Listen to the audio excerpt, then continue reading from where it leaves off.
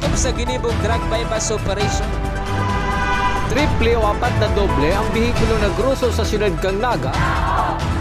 Mas complain ng police station kang Naga City Police Office. Newsbreak. Sa headlines kan mga barata, bagong schedule sa klase kan mga estudyante sa siyudad kang Naga nagpuunang ipasunod. Road crash incident sa Camarines Sur naglalangkaw. Inauguration as in blessing kan bagong barangay hall kan barangay Mabolo ginibo kas bagong aga. JPA Day pinag-atindiran kan mga future accountant kang Naga College Foundation. Diyos marhay na hapon. Ako si Mark Mendoza. Nako, si Antoinette Eduardo, kami ang sa indong tagapaghatod Bareta. Ipinapasunod na kan mga eskwelahan digdi sa siyudad ng Naga ang bagong schedule sa paglaog sa klase bilang pagtaunin proteksyon huli kan sobrang init kan panahon. Aramon taman ang kumpletong detalles kayan sa report ni Melvin Machado. Apat na aldaw na face-to-face class as in modular learning pag-abot ng Biyernes. Kaya mayong estudyante kasubawang aga sa Balatas Elementary School. Sulamente, mga paratukdo ang samuyang inabutan. Sa Macmariano Elementary School, alas 7 nin aga hasta alas 12 nin udto ang klase, Lunes hasta Biyernes. Pagkahapon, nagpapadara na lang subot ng assignment as in pwede man magpadara ng module. Parte ini kang inaprobara na sistema kang DepEd Naga sa pagklase ngunya na sobra ang init kang panahon. Ang Macmariano po, nag-start po kang sa may modular kang Wednesday. Kami ng half day, 5 days in person. So in the morning, start po kami at 7:30. Tapos po kami 12 kung talagang kinakaipuanan. Pero because of the so much heat at 12 o'clock, ang iba pong mga schedule hanggang 11:30 lang. Pero si mga teachers po, mauli ng alas 12. Tapos in the afternoon po, learning activity sheets, mga assignments, and then kung kinakaipuanan, ma-modular man kami. Alagad plano subot kan mga maestra kan Macmariano Elementary School na maghagad waiver sa mga magurang para pabalikon pagkahapon ang mga estudyante na maluya magbasa para dagos-dagos na matukduan. Ini sa pagmaot na gabo sa grade 6 students ang tataong magbasa asin makapasar bilang pag-andam sa paglaog sa grade 7. Itong mga teachers na iba, nagpaaram sa ko na kung pwede, itong mga for reading na mga aki na day pa talaga tataw magbasa. Next week matausin daning parents waiver na ang mga aki pabalikon in the afternoon. Tangarig magtaoning intervention ng mga teachers. Pero day, mga piramal lang po yan. Pero next week pa po yan. Para sa GNN TV 48 Naga, Melvin Machado, Newsbreak. Mientras tanto, imumonitor man kan gabos na Public School Division Supervisor kang Naga ang pinag-implementar na bagong schedule kan pagklase sa syudad na pinaghagad kan mga prinsipal asin mga magurang ngunya na sobra ang init kan panahon. Susug kay Macmariano Elementary School Principal Raquel Papa, masumitir man sindanin written report sa opisina ni Dr. Susan Culiano kan DepEd Naga. Actually, imo-monitor siya kung sa mga PSDS. Nagigdi na po si PSDS, may kasugwang, kasugmang aga. Pig-monitor niya si implementation niya. At any rate po, di pa man siya, na kasugmay kadwang aldaw may pasana. Padagos sa mga Bareta, bagong barangay hall kan Mabolo, syudad ni Naga, pinag-inaugurar kasubagong aga. Uya ang sakuyang report. Matapos ang haros sarong taon na ipatindugnaan bago asin mahiwas na barangay hall kan barangay Mabolo, syudad ni Naga. Ginibo kasubagong aga ang blessing asin turnover kanasabing building na initandaran mismo ni Naga City Mayor Nelson Legacion, City Administrator Elmer Baldimoro, mga opisyales kan barangay Mabolo sa pamamayo ni punong barangay Ramil Hob asin miyembros kan sangguniang panglungsod.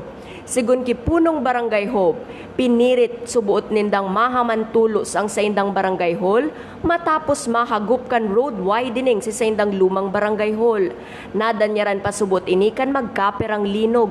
Apwera pa sa nasasakitan ang mga residentes magpasiring sa nalipatan nindang temporaryong barangay hall. Sa nagiging problema mita, itong ginagamit ng barangay hall sa puro, talagang harayoon. dakulo nagireklamo, lalo na si mga residente nga ang sa pinakainutan, talagang nararayuan sindang maray. Abot 2,000 square meters ang hiwas kan lugar na tinugdukan kan bagong building na pagsasadiri kan syudad. Sigun man kay Mayor Nelson Legacion, kakaiba ang barangay hall kan Mabolo kumpara sa ibang naipatugdok na building sa syudad. Kakaiba po ang disenyo kaini kumpara duman sa ibang mga ipinatugdok tang multipurpose building o kaya barangay hall. As in ako po nauugma na may mga areas na pwedeng para duman sa senior citizen di na kayo po magsakat. Halos 3 floors po siya at duman sa pinakataas pwede pa po duman na magkondusir nin kung anong activities that the barangay may consider. Mientras tanto, huli ta low-lying area ang barangay Mabolo, maserbi man na evacuation center ang bagong tugdok na barangay hall.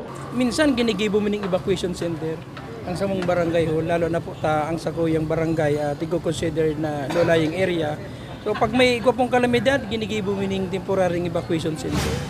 Mientras tanto, dakula man ang pasasalamat kang residenteng si Ginalyn Cabrilla Caida sa pagkakaigwanindanin marhay na barangay hall. Sa nakalis kayang mga pagbabaha sa saindang barangay, permisindang naglilipat sa barangay hall. Ang pagkaiba po ng barangay hall nung una, pag bumabaha po yung lugar namin, tuwing may bumabaha, doon po kami lumilipat. Sa ngayon po nakikita namin medyo maganda na po at malawak na barangay namin, bagong-bago. Sobrang napakasaya po, lalo-lalo na po sa harap ng pamilya namin. Nabuhayan kami, sabi ko para ako nasa abroad. Sa iba pang bareta, bilang ka naaaksidente sa Camarines Sur, naglalangkaw. Ang detalles kayan aramunta sa report ni Melvin Machado. 618 ang insidente ng reckless imprudence resulting in damage to property. 627 reckless imprudence resulting in physical injury. 30 ang reckless imprudence resulting in homicide. Sa kabilugan na 1,275 na insidente pun Enero hastang unya na bulan na Mayo. Nangyari ini sa manlain-lain na banwaan sa Camarines Sur. Mismo si Police Major Maria Victoria Abalaing, tagapagtaram kang Camarines Sur Police Provincial Office, ang nagkumpirma ka na sabi mga report na nare-receive kang sa indang opisina. Yes po sir, yun po kasi talaga yung pinaka-prevalent crimes natin ngayon dito sa Camsur. Yung mga reckless imprudence resulting to homicide and damage to properties. Sa nasabing mga aksidente, kadaklan subot digdi, motorsiklo, huli ka ini, padagos ang pagirumdum kang kapulisan sa mga nagmamaneho ng bihikulo na maging maingat para makalikay sa aksidente. I-remind po ulit natin yung ating public na maging maingat sa pagmamaneho. Kung halimbawa man po inaantok, tumabi muna po sa kalsada and tsaka tayo umidlip. Kasi yung buhay natin, isa lang po yan eh. Lagi tayong nagre-remind na yung mga light vehicles, yung mga slow-moving vehicles na keep right po tayo para mapagbigyan natin ng daan yung mga mabibilis na sasakyan. Para sa GNN TV 48 Naga, Melvin Machado, Newsbreak. Sa iba pang bareta, para mas mapararumpa ang kaaraman kan gabos na investigador hali sa mga municipal police station sa Camarines Sur, urog na ang mapadapit sa mga kaso na may koneksyon sa illegal na pagsusugal asin illegal na droga. Sarong seminar ang sendang pinag-atindiran ngunya na aldaw sa Camarines Sur Police Provincial Office. Kabali sa mga inimbitaran iyo ang hali sa Department of Justice asin Legal Officer kan PNP. Obheto kaini na mas madagdagan pa ang kaaraman kan mga investigador sa kada may nadadakop sindang naiimbwelto sa pagsusugal asin illegal na droga. Seminars para makapacitate po yung ating mga investigators kung paano yung proper way ng pag-handle ng mga cases para hindi po ma-dismiss yung ating mga cases. More on about sa mga illegal gambling, illegal drugs, operations na kinakandak natin. Sa pagbabalik kang news break, onsing nagkakawat ng bilyar na sumuot may pustang kwarta in aresto sa suspect na kuanan paning dahonin marijuana. Yan asin iba pang mga bareta sa pagwelta kang GNN TV. 48 Naga News Break. Dakop sa ginibog drug bypass operation. Triple o 4 na doble ang bihikulo na gruso sa siyudad kang Naga. Mas complain ang police station kang Naga City Police Office. News Break. This event is brought to you by Naga College Foundation, the home of the champions. Enroll now for as low as 2,000 pesos. For more details, visit www.ncf.edu.ph. Lemon Residences, your newest home of the champions and the metro. Open for daily, weekly, and monthly bookings. Located at Magsaysay Avenue, Naga City, and enjoy a sip of coffee and Septus meals at Tiger's Cafe, located at second level of Lemon Residences. Dream Travel? Achieve yan sa Nagayon Travel and Tours. Enjoy a hassle-free travel with Nagayon Travel and Tours. Visit their office at NCF Annex Building, Magsaysay Avenue, Naga City, or call us 0966-486-0043. At NCF Annex Building, there is the Tiger's Loft, a business center that first to offer a co-working space in Naga. Grow your business at the Tiger's Loft. Drive with confidence with NCF Driving School. Avail their theoretical driving course and practical driving course. For beginners, NCF Driving School is LTO accredited. Flight attendants, prepare for takeoff, please.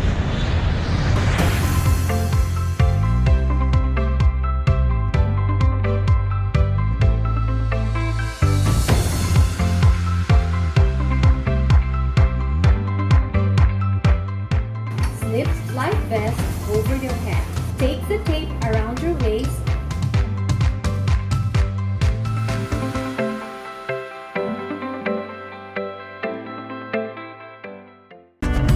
Sa oras ng sakuna, isa sa mga kailangan natin sa ating tahanan ay isang go bag. Ang isang go bag ay naglalaman ng tubig, mga dilata at biscuits upang hindi tayo magutom, energy bars or energy drink, first aid kit, communication devices tulad ng flashlights at batteries, whistles o pito, portable radio at extra cellphone. Mas mabuti kung meron tayong prepaid load guard. Tools tulad ng Swiss knife at gunting. Maaari din tayo magdagdag ng lubid. At huwag natin kakalimutan ang hygiene kit na naglalaman ng sabon, tissue, toothpaste, toothbrush at face mask.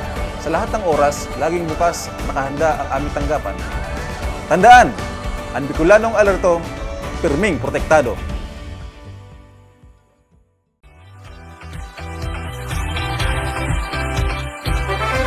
The Mariners Tourism and Hotel Institute is an institution that offers hotel accommodation, food and beverage services, and different programs and international cuisine. It boasts 5 contemporary guest rooms that fit to all types of guests and travelers. Room rate starts from 1,500 to 4,999 pesos only.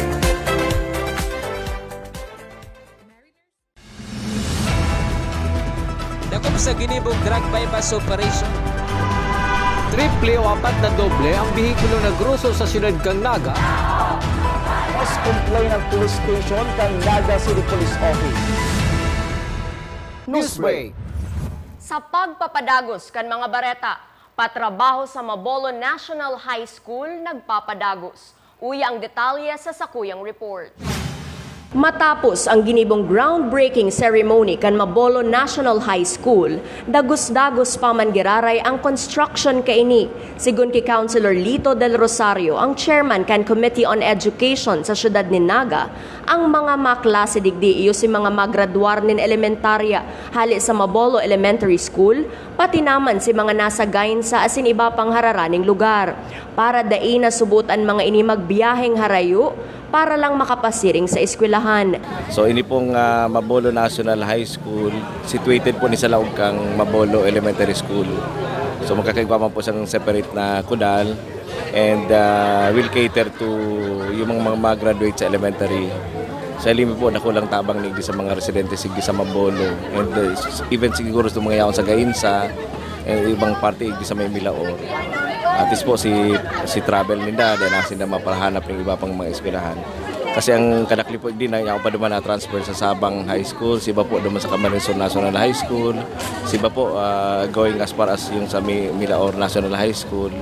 So mas advantage man po. And sa pagtarabangan po kang LGU Naga sa kang DepEd na na-establish po niya. Igwa na subuot ni nag-apply na mga teachers as in may inventaryo na kan number of students na maklase digdi.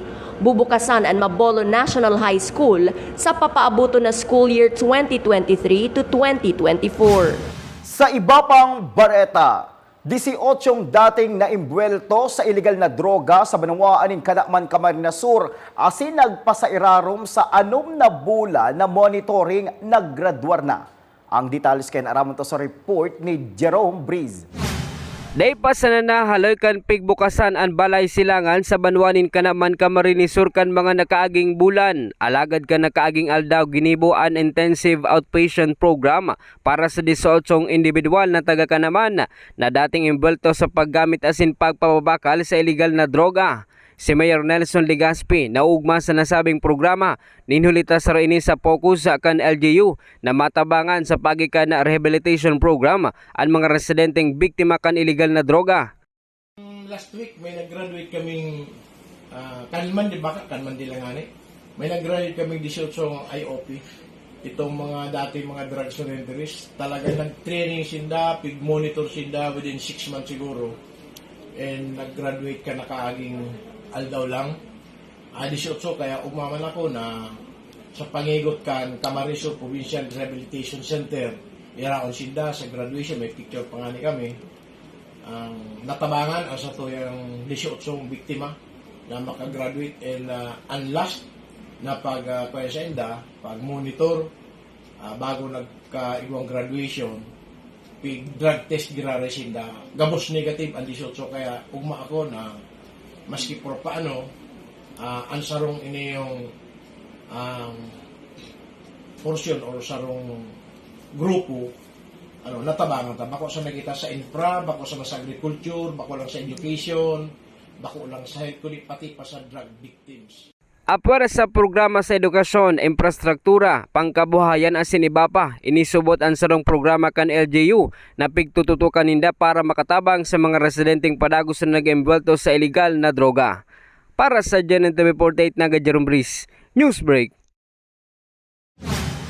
Sa police report, 2 counts of acts of lasciviousness ang inaatubang na kaso kan sarong padre de pamilya na residente kan barangay Turage, Sangay, Camarines Sur na may piyansang tig 200,000 pesos ang lambang saro.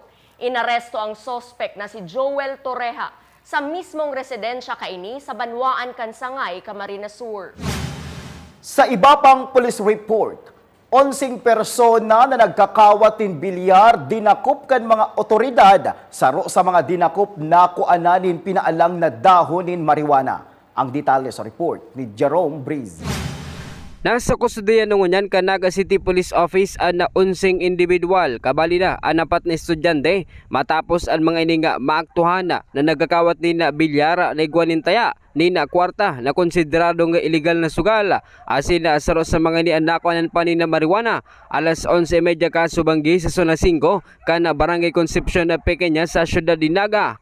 Ang mga sospek na sinda Herman Ubala, 53 anyos, Arnel Salvador, 41 anyos, Joshua Barona, 26 anyos, Felix Agsamusam, Jan Magaya, Norman Antonio, Danny Valenzuela, asin 4 na estudyante nga sinda Alex Bayos, 20 anyos, Josie Marie Barameda, 19 anyos, Jetro Carl Caña, 18 anyos, asin Melvin Bacolor Jr., 20 anyos. Ang naaktuhan kan mga otoridad na embelto sa nasabing sugal. Apara kani, nakuanan pa rin na marijuana ang sarong estudyante na si Alex Bayos, na pig-apon pa kan nasabing sospek. Banggit po yung elemental team, napigaw po ng biligan ng operation sa isang station na nagresulta po ng pagka-aresto ng unsing tao. Kang na-aresto na po si sarong tao, na nangyari sa bayo, nagkapon may tinutubulan ng marijuana. Tapos kami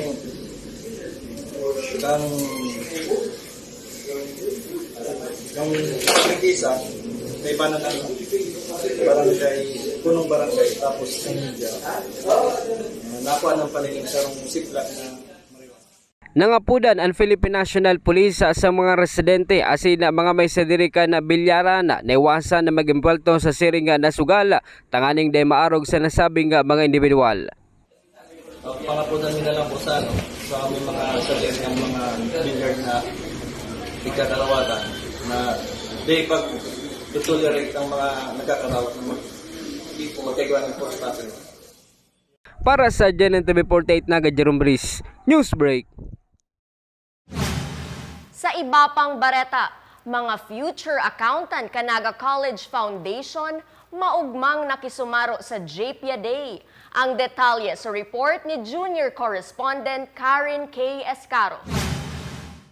Pagkakaigwanin pagkasararo ang obheto kan Junior Philippine Institute of Accountant sa ginibong JPIAN's Day na nagdurar ning duwang aldaw. Katukod kaini, nagkaigwanin man lain-lain na aktibidad na nagtaoning labi-labing kaugmahan sa mga estudyante asin natawan oras ang sa indang mga sadiri. Catch the Dragon's Tail, Roll the Ball, Balloon Caterpillar, Pasuruan, Listen Go the Rules, ang mga pakawat na ginibo kan JPIA officers na ikinaugmaman kan mga partisipante. Para kay Maylin Cornel, presidente kan JPIA, iniginigibot taon-taon para mag-iribahan sa mga aktibidad, mapa-academic o non-academic man. Ang JPIA Day kasi is annual celebration siya na para makapag-break ang mga students tapos magsama-sama lahat ng JPIANs para sa mga non-academic and academic competitions. Ang goal mi talaga is to foster teamwork, camaraderie, and friendship sa lahat po ng mga JPIANs. And meron din kami ditong chance na makakonect sa ibang mga department through our activities na coloran and yung JPIA Field. This is our special day. Sana ma-enjoy nila itong event na to and ma-foster talaga nila yung leadership and yung connection sa ibang JPIANs. Sigun kay John Christian Rodriguez, saro sa mga nag-atindir, naging maugmaman ang sayang eksperyensya ninhuli sa mga aktibidad na pigpreparar kan organizer. Yung JPIA Week actually, naging JPIA Day na lang kasi 2 days na lang siya. Traditionally na ginagawa to ng mga JPIANs every year kasi ito yung time na meron kaming collaboration sa aming organization. And actually 3 days siya, ginawa na lang siya 2 days. And yung kaninang event, yung mga activities kaninang umaga is napaka-enjoy kasi marami siyang mga games na ginawa and also the opening. And thanks kay Dean kasi ginawa niya na naman ulit kami ng ganitong event and also the JPIA President Kimaylin. Hagan man ni Riza Abog, advisor ka na sabing organisasyon na suportahan bako lang ang JPIA organization pati na ang iba pang mga aktibidad kang institusyon. JPIA Day is an annual celebration, so it is already conducted since the establishment of JPIA. So I think this is the 7th time we conducted this activity. And of course, basically the main reason is for camaraderie, teamwork to be developed among the students. Kasi most of the time academic sila.